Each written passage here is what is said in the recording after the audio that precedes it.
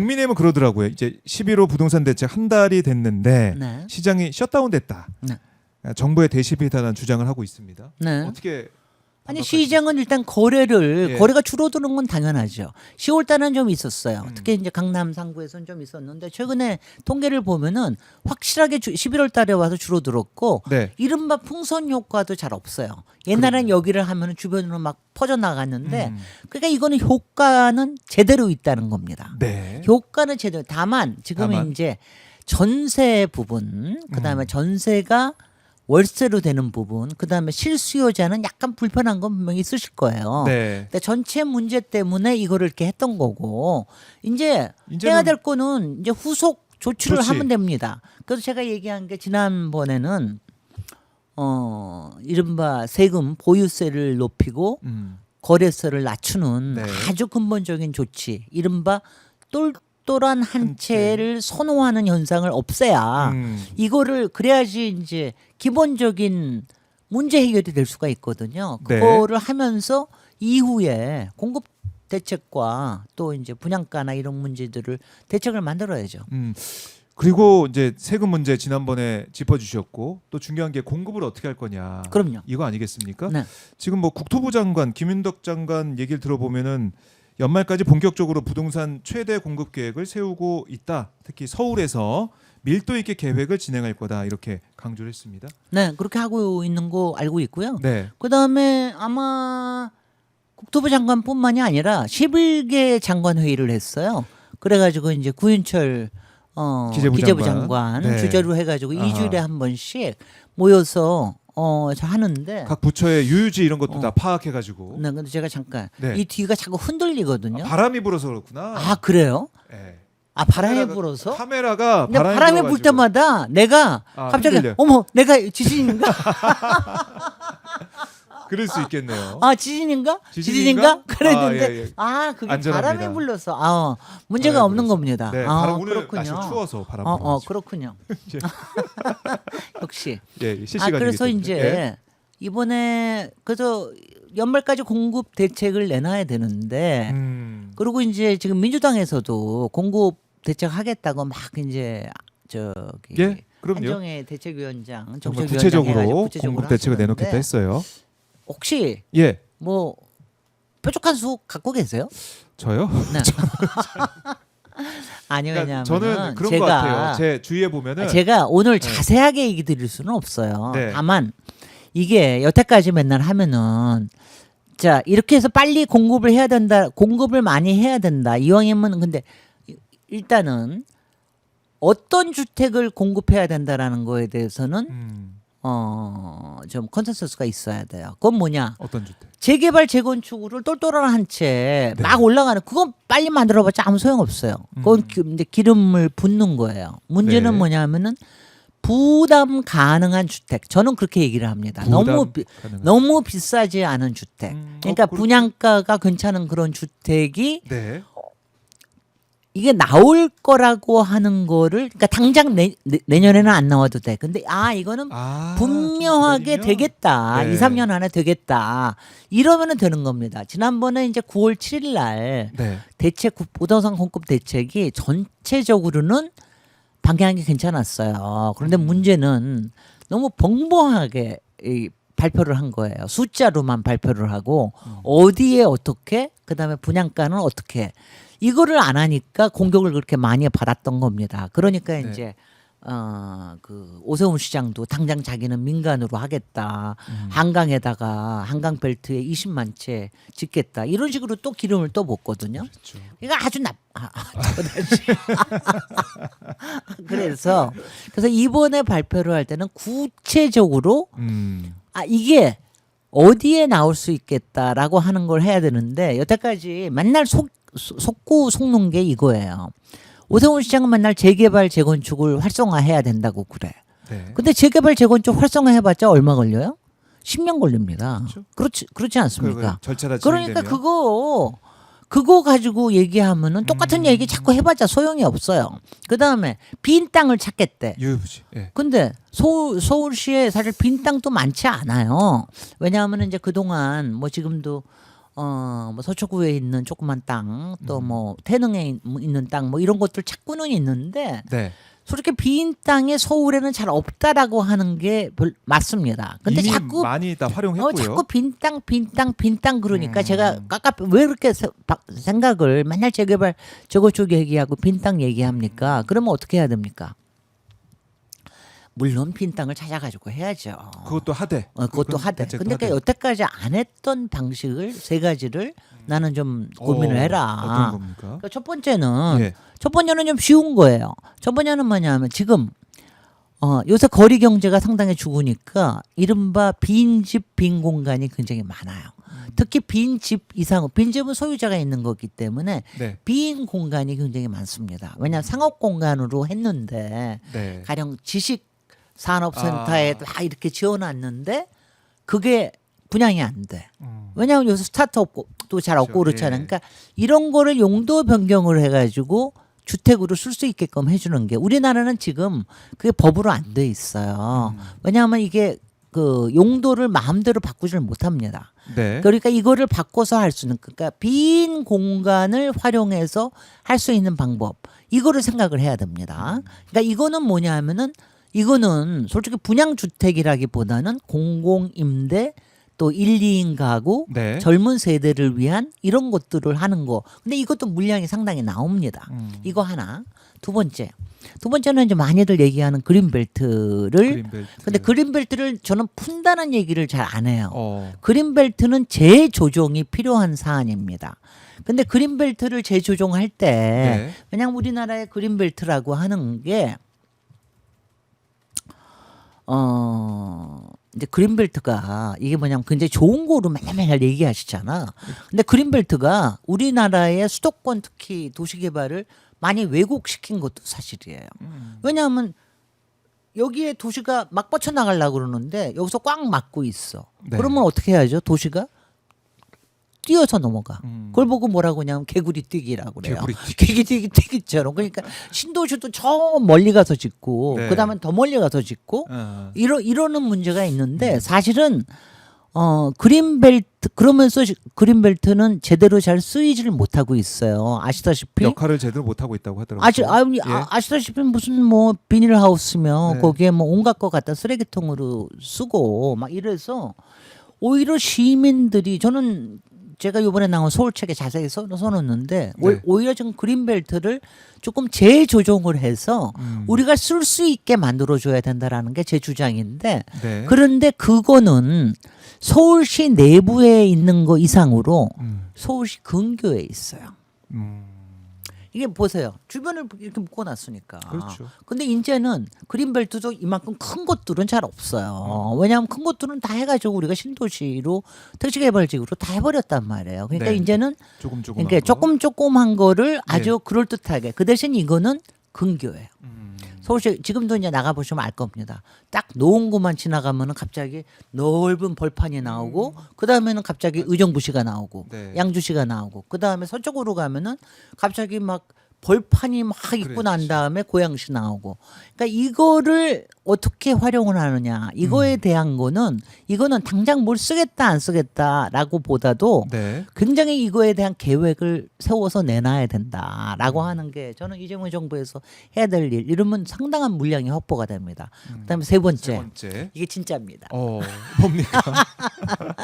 너무 세 좋으시네. 번째는 예. 제가 이제 건축 혁명이라고 얘기하는데 주택 건축 혁명을 일으켜야 된다라고 제가 이제 주장을 하고 제가 사실은 오랫동안 주장을 해오고 그거를 지금 이제 위원회에서 작업도 하고 그러고 있는데 이게 네. 뭐냐면은 여러분들이 이거 잘 들으세요. 네네.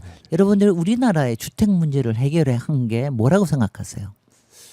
아파트 아파트지. 예. 또 신도시. 신도시 아파트. 자, 우리가 200만 호 건설을 했을 때 노태우 예. 때부터가 이제 신도시 아파트 많이 지었을 텐데 그때 신도시하고 아파트하고 다 지어서 한 것보다 다세대 다가구로 지은 게 더 많습니다.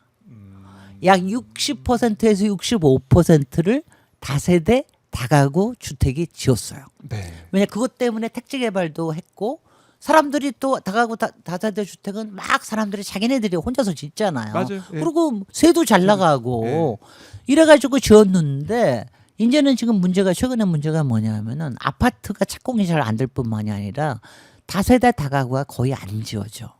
왜 안 지어질까요? 전세 사기 전세 사기. 너무 불안하죠. 너무 불안하고 예. 그 다음에는 이게 이 문제가 있어요. 사람들이 젊은 사람들은 옛날에는 그냥 거기 가서 들어가서 반지하러 들어가 살았는데 요 젊은 사람들은 잘 안 들어가려고 그래. 그러니까 최근에 2, 3년 동안 착공 물량이 거의 없는 이유 중에 하나가 다세대 다가구 물량이 거의 바닥이 됐습니다. 그러니까 이거를 헤쳐나갈 거를 만들어야 돼요. 네. 그러니까 진짜로 주택 건축 혁명이 일어나는 거는 시장에서 일어나야 되고 그 시장의 건축 부문에서 일어나야 됩니다. 그래서 네. 제가 주장하는 게 다세대 다가구 주택을 대체할 새로운 오. 주택 건축 혁명을 만들어야 된다. 어떤 거예요? 안 가르쳐 줘. 여기까지만 해. 아, 너무 궁금한데.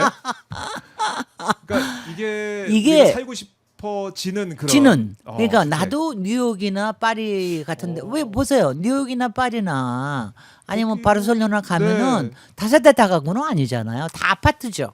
네. 아파트인데 길거리에 아주 근사하게 잘 서 있잖아요. 맞아요. 보통 한 8층 정도에서 10층 정도 높이로 해가지고 이런 게 자연스럽게 일어날 수 있게 하는 게 뭘까? 이거를 생각을 해야 됩니다. 그거를 이걸 하면요. 네. 제가 이제 이걸 하면 솔직히는 신도시 아파트 짓는 것보다 훨씬 나.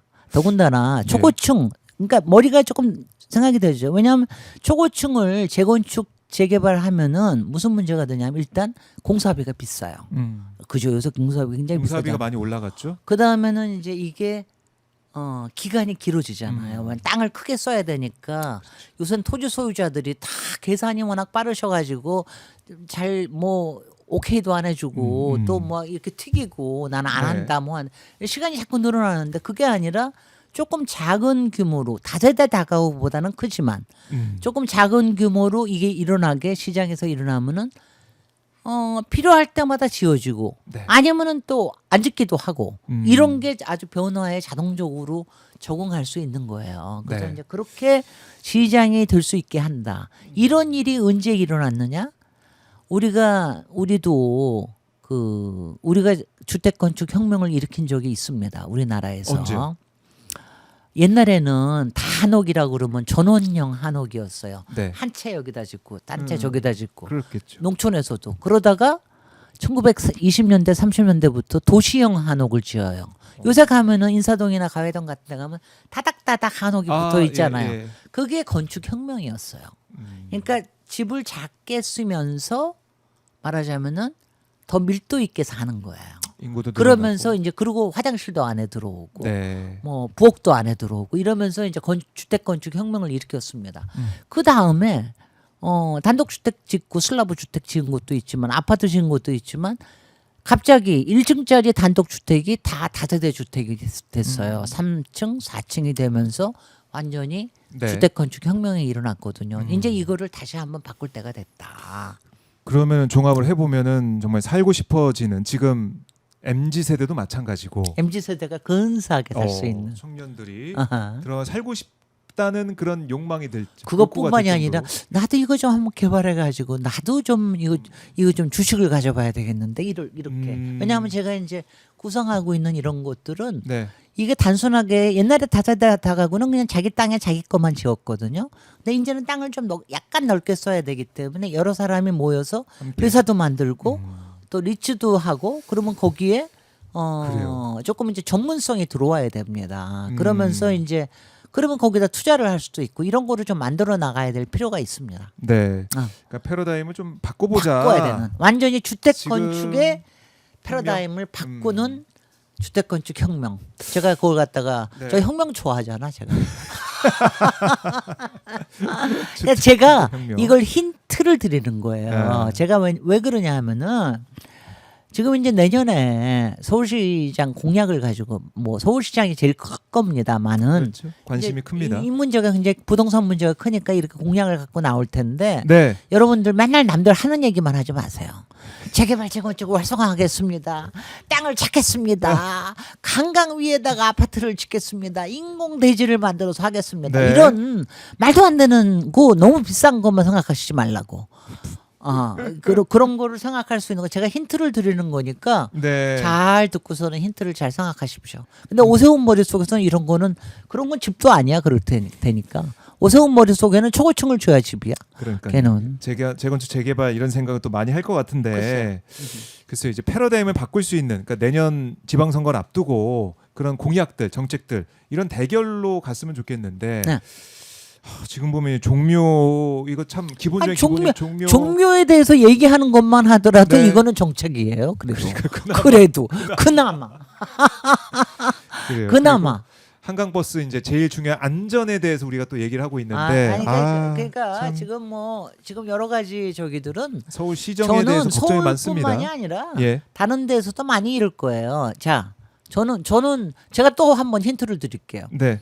다음번 저기는 아마 이재명 대통령에 대해서 기대하는 거하고 비슷할 거야. 예. 자, 부동산은 잘 아닌 것 같은데 음. 부동산 문제는 좀 해결해 주기를 바래. 너무 난리를 그 다음에는 주식이 되든 뭐가 되든 내 호주머니를 좀 불려줄 사람인 것 같아. 그 다음에 내가 좀 발 뻗고 잘 수 있으면 좋을 것 같아. 네. 이런 거를 할 만한 사람으로 보이는 사람, 이 사람이 될 겁니다. 그럴 거라고 생각해요. 예. 저는 그렇게 해야 그게 가지. 뭐 구체적인 거 어떤 거를 그래서 저는 이거는요. 제가 이제 우리가 특히 민주당이 네. 여태까지 뭘 할 때 시장에서 졌을 때 제가 얘기한 게 항상 뭐를 맡겠습니다 이거 가지고 하면은 시장 당선 안 되십니다. 네. 뭘 하겠습니다로 나오셔야 됩니다. 오케이?